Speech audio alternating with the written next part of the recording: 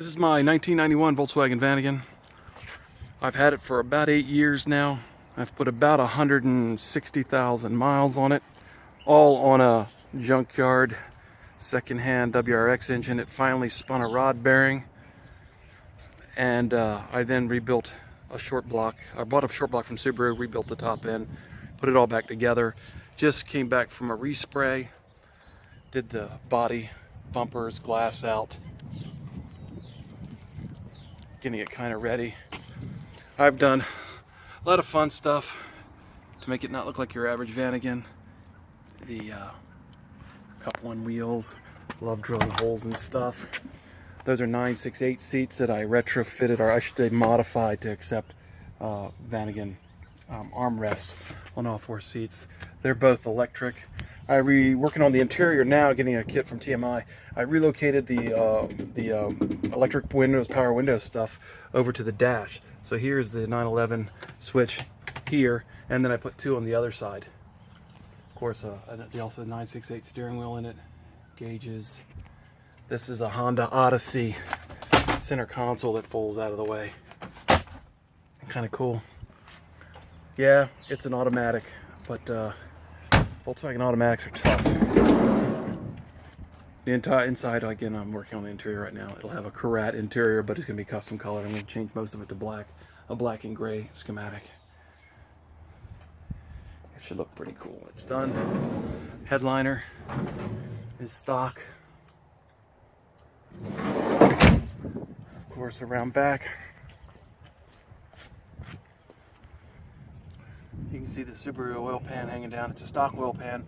Again, I replaced it. It had a cut down version, a hacked up version of a shortened one. It had oil pickup problems, and that's why I spun the bearing, actually, I believe. After 150,000 miles. That's not too bad, I guess. It's a 911 3-liter muffler. And of course,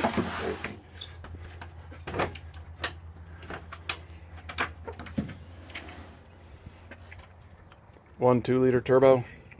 The intercooler is cooled from a pipe that drags air from underneath, scoops air from underneath, and it reverse flows through it. The kit is made by Small Car in Washington. The adapter is made by Kennedy. This van is interesting. I owned a 1990 Vanagon and was getting ready to do this conversion on it when it was totaled in an accident. The insurance company gave me a lot of money for it, and this came up for sale with that turbo, the WRX already in it. Of course, it was, I found out it's the prototype. It's probably the very first WRX powered Vanagon ever made. It was done back in 2003 by Small Car. I bought it from one of the owners at Small Car, and for a price that it was far less than what I would have done to have secured another van and done it myself. But since then, it's all been out several times. I've done all the wiring. All the wiring's been redone. Yeah, so it's a handful. It's pretty much done. I've touched every nut and bolt on it. Getting ready to do some suspension work. And it fires right up. OBD2. I got a slight exhaust leak, but it's smooth. Revs like a demon too.